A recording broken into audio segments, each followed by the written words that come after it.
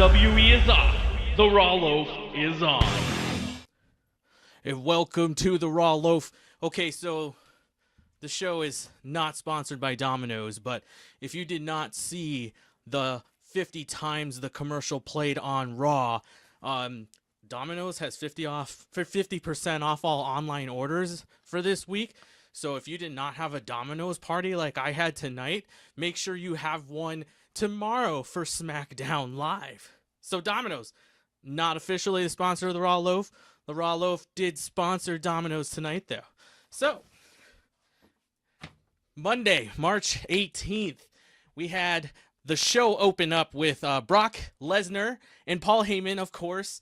And that's what I still don't get it. What is it with Paul Heyman? People boo, but then people say his name with them. I don't understand. If you understand, please let me know. Hey, Stud Ice. Hey, Sterlo. There you go. But I really am confused by whether or not the fans really like them. I don't know. I don't tend to do things that people I don't like do. Then Drew McIntyre came out with a promo down the ramp, but Seth Rollins came from behind just like McIntyre did last week, and he beat him to death with the chair, okay? And it was so funny because it was like in the motion of like when Brock Lesnar came out with Mexican, to the next Mexican music. Just look up Brock Lesnar Mexican entrance, and you can see, just like, I'll put it on my Twitter at the Raw Loaf later. I'm not gonna do it on YouTube because I'm trying to make money, but like in a couple days I'll go ahead and put it on there. But just, if you see the Seth Rollins beat down on McIntyre again, think of that music that Brock Lesnar was dancing to when he was doing the Eddie Guerrero thing. But next up, we had Bobby Lashley and Leo Rush taking on Finn Balor and his mystery partner, which Michael Cole already knew who it was, so it wasn't a mystery to him. Don't spoil it for us, Michael Cole, but do whatever you need to do. So the Head and Shoulders promos, or commercials, I guess. What do you think about that? Do you think I think it works, and I think movies need to do it more so. Like in TV shows, especially TV shows, work the product placement, the sponsorships, work all of that right into the show. Like I thought they were doing with Head and Shoulders here, and then they did the cutaway like they do on SmackDown Live. And then they showed this really compelling, actually really good commercial with Becky Lynch and doing the Head and Shoulders thing. And then another Head and Shoulders commercial. And I was just like, I'm not even watching the cutaway, the commercial break video now. You can't put better content for me to watch when you want me to watch wrestling. That doesn't work like that. Yeah, there was a CM Punk chant tonight. I couldn't believe it. I thought, well, it is Chicago, but I still thought this much farther down the road it would be done. But anyway, so his mystery partner was Braun Strowman, if I didn't mention that already. Corey Graves said that, or was it Renee Young said that Braun Strowman really wants to get the hands out. And I'm like, what do you mean? Was he wearing gloves? Was he wearing gloves like this Captain America glove? No. Was he wearing his official Irish drinking glove because yesterday was St. Patrick's Day? No, he wasn't. And I'm just like, what does that even mean, get your hands out? Come on now. I mean, I'm not the best commentator, but I'm also not getting paid. So ride that one all the way to the bank. Anyways, Braun Strowman gets the running power slam on Leo Rush, who's a dad, which was information I didn't need to know. And he gets the pin victory, which is amazing for Braun Strowman, because for a man that size, he hardly gets those. So good for him. Maybe he should trim his beard. Maybe, what if he did this? I just gave him the idea. So if he comes out at WrestleMania with this, we all know where he got it from. Oh yeah, everybody would go nuts to see CM Punk return, good and bad. He would be like the Donald Trump of the wrestling industry. So the ref, okay. And then next, Ronda Rousey's coming out. By the way, here's Ronda Rousey in the WWE. She hasn't done this for a while, but here's her one face. just went, when she's happy. This is literally the face. And then she has this face.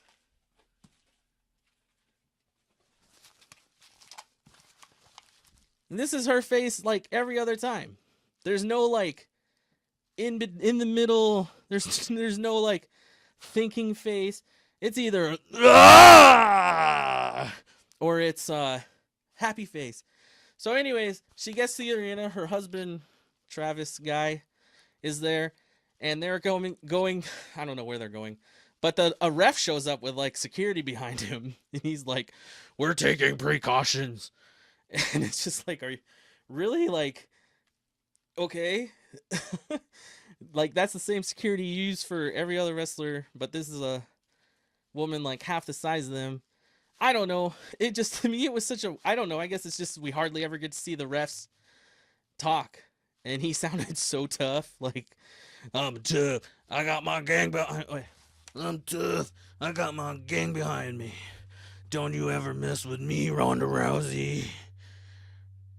I don't know if that was me or the ref. But then Alexa Bliss comes out and she's another person. Wait, I should check. Trust me, I think they should have used herbal essences. Whatever happened to those herbal essences commercials when I was like 10? Those were my favorites. Create your own ice cream. I'm surprised nobody has. I thought they did make the ice cream bars. Maybe they didn't. Oh well. Anyways, so Alexa Bliss comes out, and like I was saying, I don't know if she's good or if she's bad. It's really confusing to me. But she made a comment about Lily Singh getting a late night talk show, and I had to do some research. Alexa Bliss said that because of Alexa Bliss, because she's such a good talk show host, that Lily Singh got her own late night show because she was a YouTuber, and she is a big YouTuber. When I was doing searching, it said that she was number 10 last year, or 2017, on YouTube, and she got her talk show because of Alexa Bliss. And I looked, I was like, Alexa Bliss and Lily Singh, and there was no connection of the two. So Alexa, I don't think started on YouTube or anything. I don't understand it, and please don't make me do research when you want me to be entertained, because that doesn't work. All right. So I wrote something down. I'm not sure what that is now. So Elias comes out, and oh yeah, that's what it is. He said he's Chicago. He said something about a game-winning field goal about the Bears, and I don't know what that meant. So if somebody could explain that, that would be most excellent. Oh.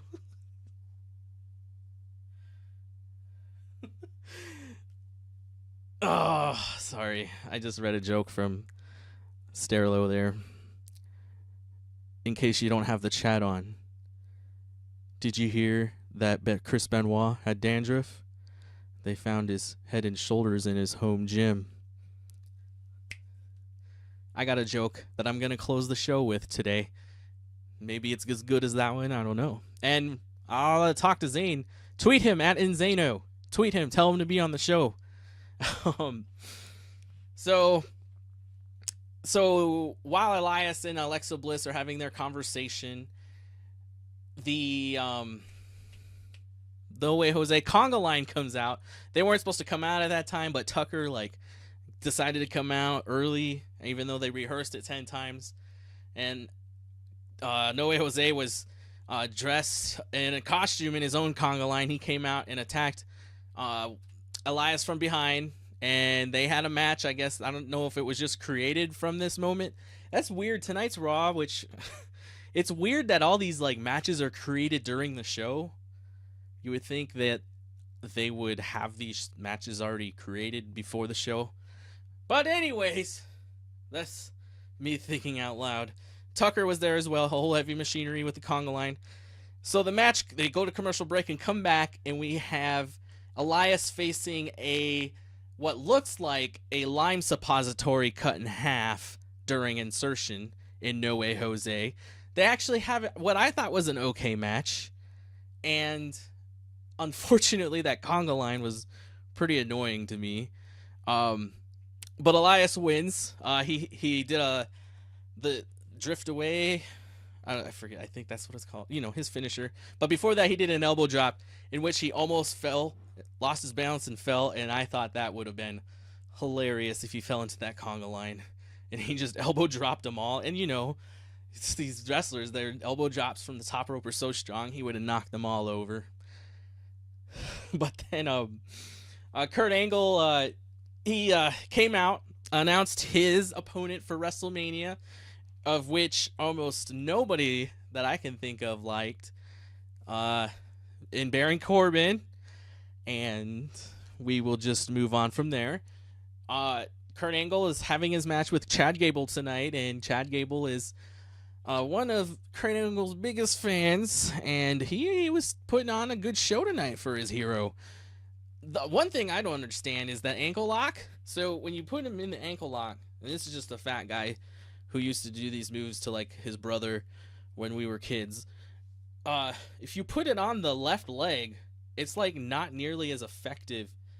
I would put it on somebody and I have to wrench for it to work. But if you put it on the right leg and you just like inhale, oh my God, people would scream. And he never does it on the outside, on the right leg. But whatever. And then during this match, not to stay on the topic of ankles or ankle areas, did you notice the ref's shoes and how they're so shiny? I have never noticed how shiny the ref's shoes are.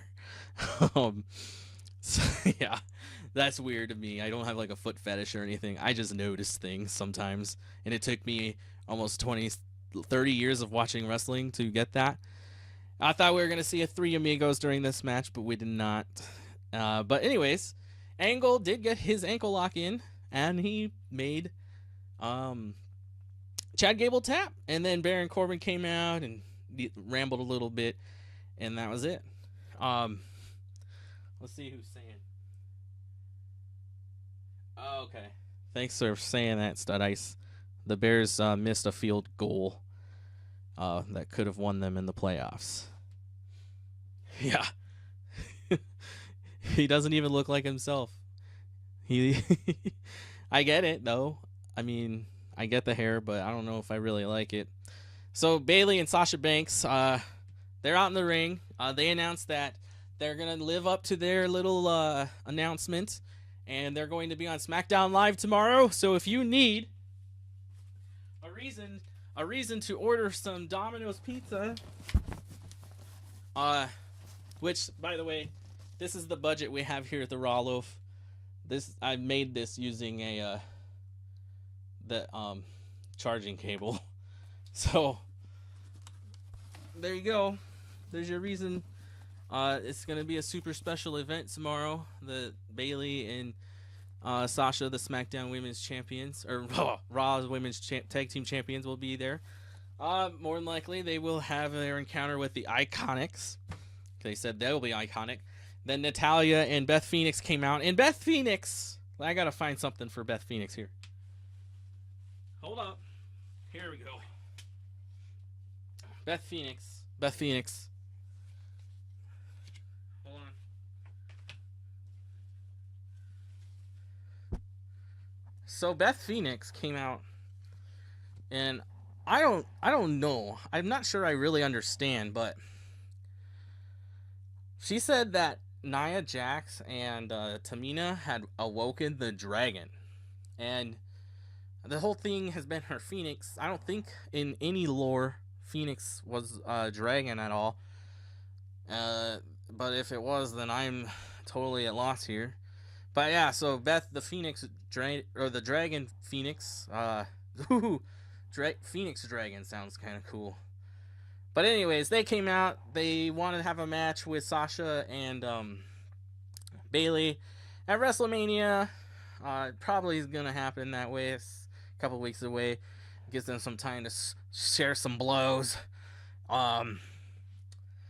So yep, and then they end up having a match. Wait, what does that say?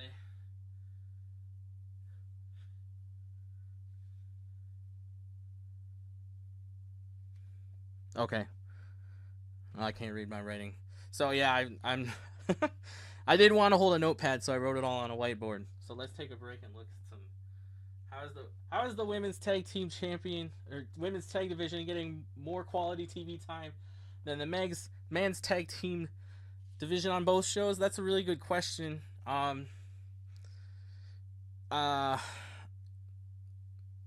Barring any rated R or rated NC-17 material, I mean, look at the No More. No More. No, hold on, I gotta take this off. There is this movie that I saw at a film festival a couple weeks ago called hashtag No More. I was trying to think of hashtag Me Too, but I'm gonna spend about 30 seconds and tell you about this movie called hashtag No More. In this movie, this woman, this college girl, had got raped, and she by a fraternity guy. He got off the hook, and then like a month later, she goes to his frat house. She goes back to the scene of the crime. Like it didn't really have a specified amount of time, but it was like a month later. The raw carrot top. That's that. Maybe that should be my t-shirt. Okay, yeah. So she goes back not only like a month later, but the dude's in the house. And then he comes into the room. Her and her friends are playing drinking games. He comes into the room, and her friend leans over and goes, he's here. Forgot to tell you. Like what a horrible. Like from that moment on, the rest of the movie, not to mention this guy, looked like a 40-year-old like Thad Castle. But don't watch the movie. People loved the movie and people voted for the movie because of the message, which was a good message. But also, they said that the man, his weapon that he used against her in the rape was a mattress. So therefore, let's move on to a comment here. Oh yeah. Are you saying that the Revival did not get good quality TV time this week? Are you serious?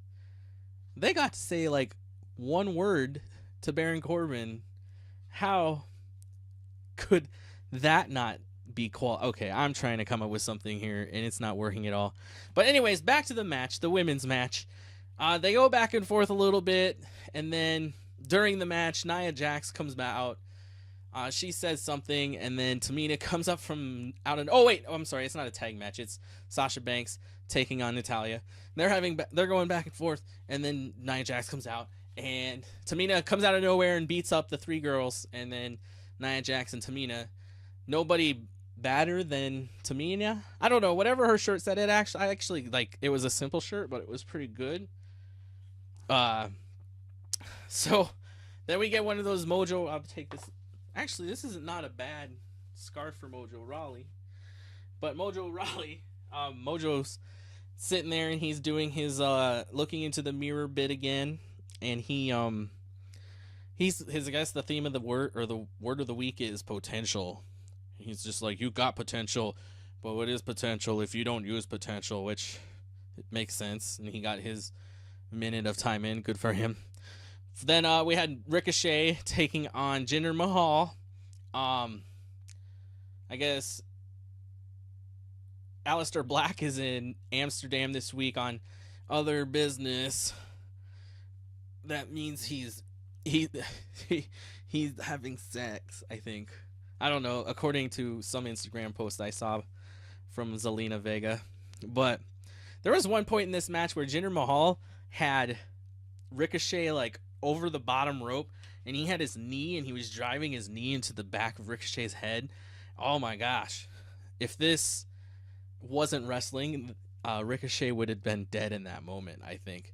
And then the match ended pretty fast. I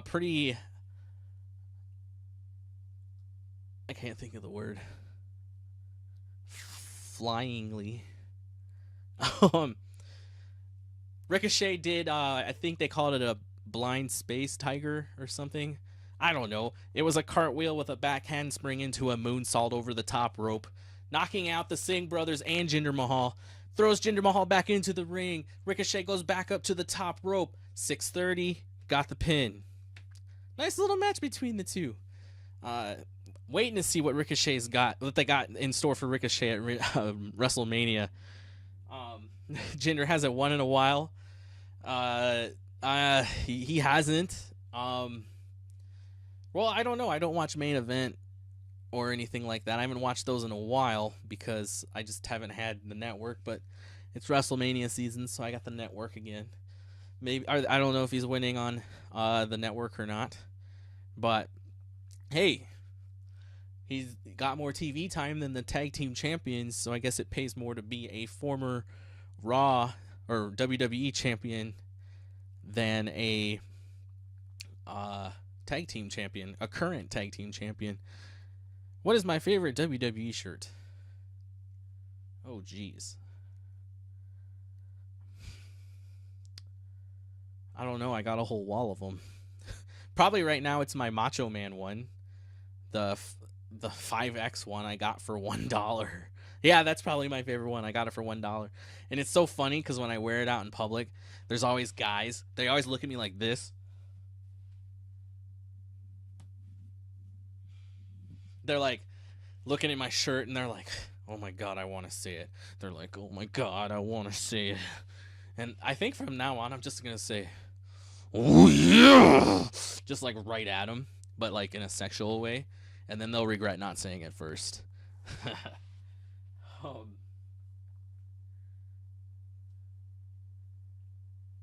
has The Undertaker been in the WWE line 30 years and has zero quality WWE shirts?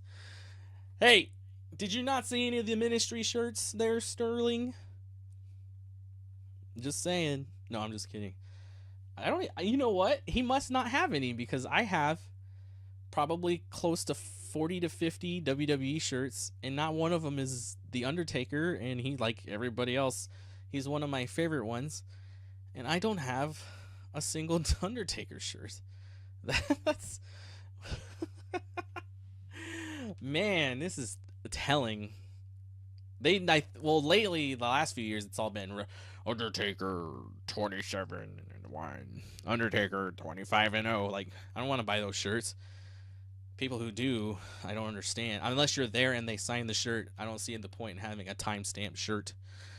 But I mean, unless it's $1, I'll buy a shirt if it's $1.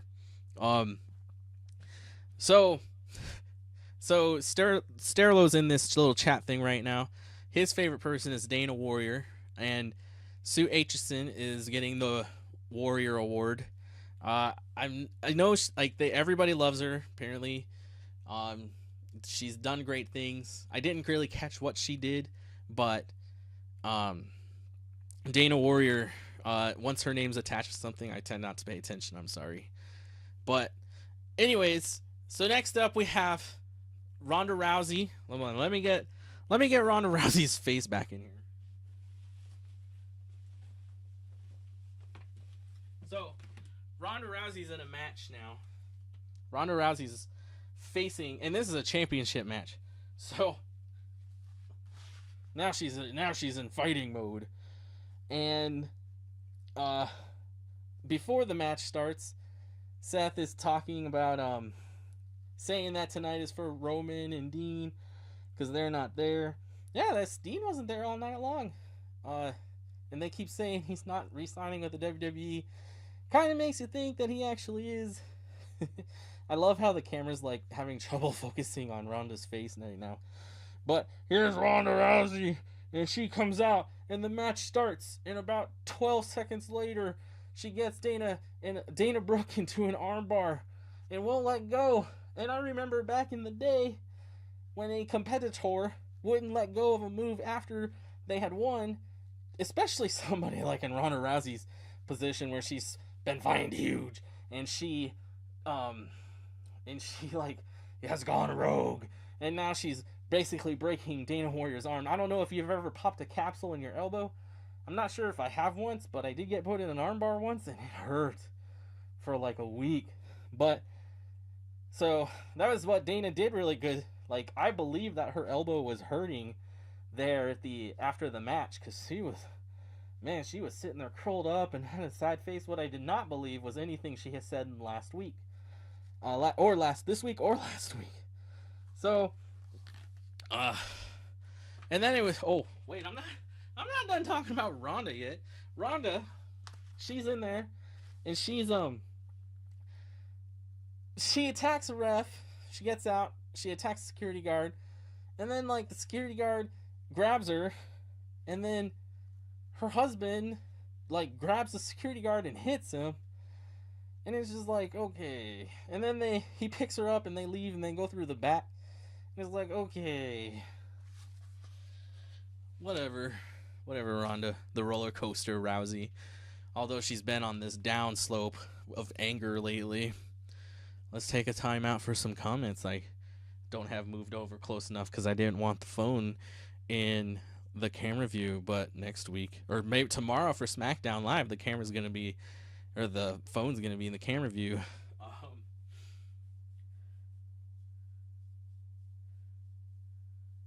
Jeez. Don't have a single WWE Raw Superstar figure out of my 15-ish. Oh, my Randy shirt.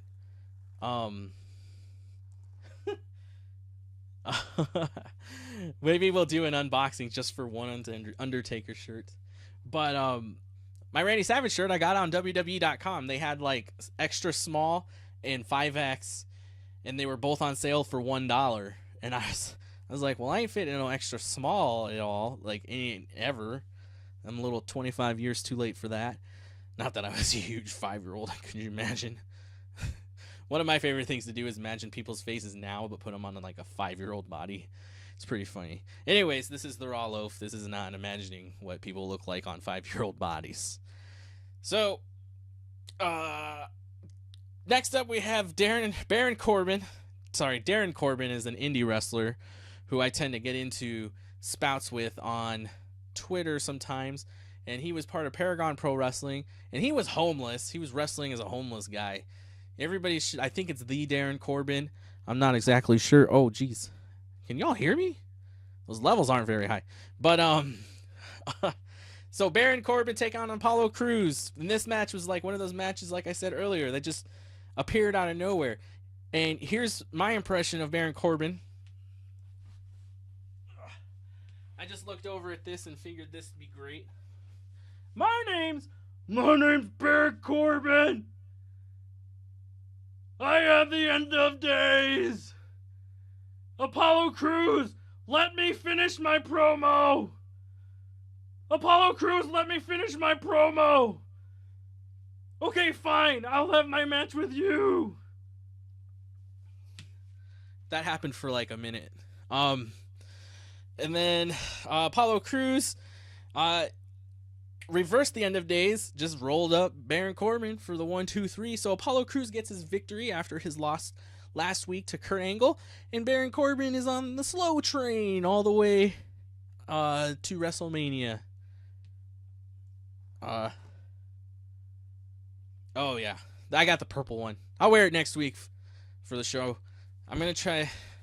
Maybe I'll wear it tomorrow. I don't know. I wanted to wear this today and tomorrow. Anyways, so next up we had Batista. Guess what? He doesn't like Triple H.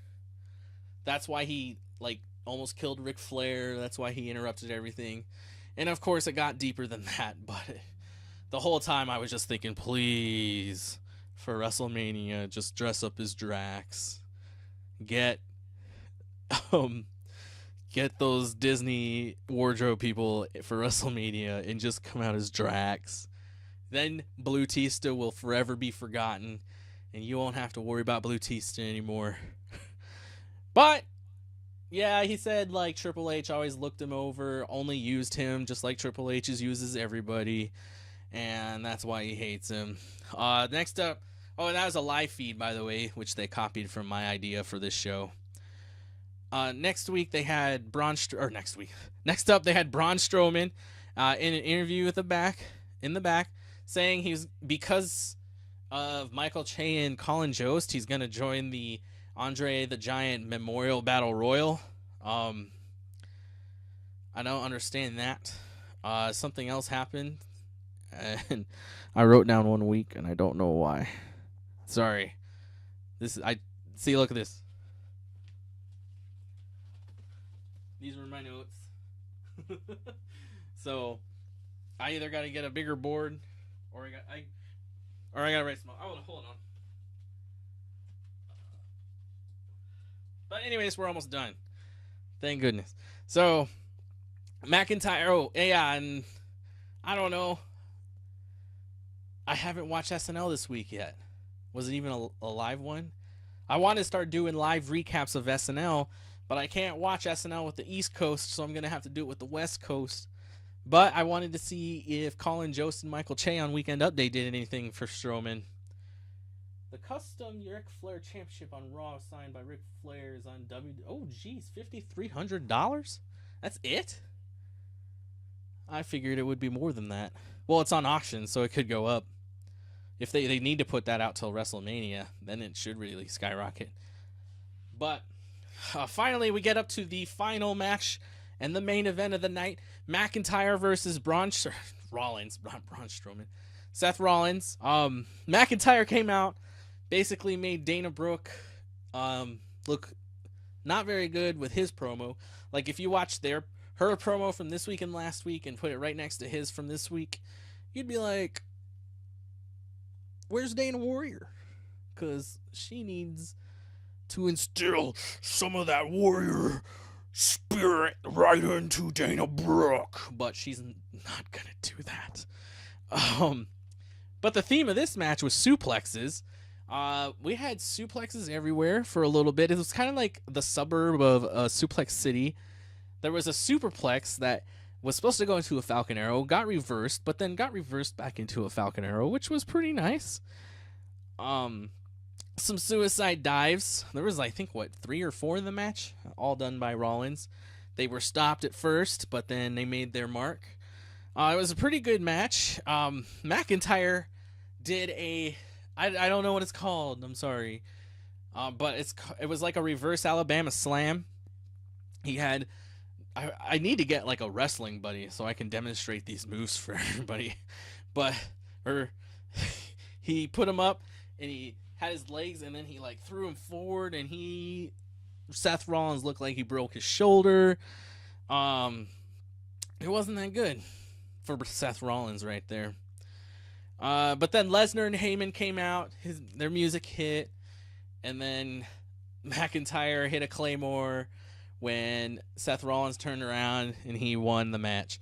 And it's amazing how effective those music entrance distractions are. I think they work like 99% of the time. So whenever I become a professional wrestler, I'm going to put I'm going to have somebody come out during every match with their theme music, and I'll probably be world champion within 3 weeks, or however long it takes, whenever I finally, like Kofi Kingston and his, like, I've been here 11 years but never got no match. Kofi, you must win a lot of matches first, or something. Anyways, let's see what the comments are now. 5,000. Okay. Well, thanks for tuning into this edition of the Raw Loaf. I really like doing this live. I know I'm like a stuttering fool and I'm looking around a lot because I'm not exactly sure what I'm doing yet. As soon as I figure out what I'm doing, I'm going to definitely put it out there a lot more. Right now, I'm putting it on my Twitters, but I'm not really like blowing it up like I want to. But like I promised, no, it didn't work one time. I remember one time it didn't work. I can't remember. It happened once, and I was so mind blown. It was probably I want to say somebody came out on John Cena, and then John Cena was unaffected because he's John Cena. But here's the joke of the night.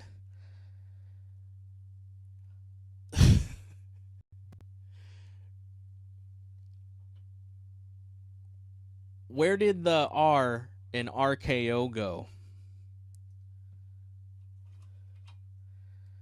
Inside Kevin Owens' belly. Cool, fat. We're fat. All right, everybody. That joke wasn't that.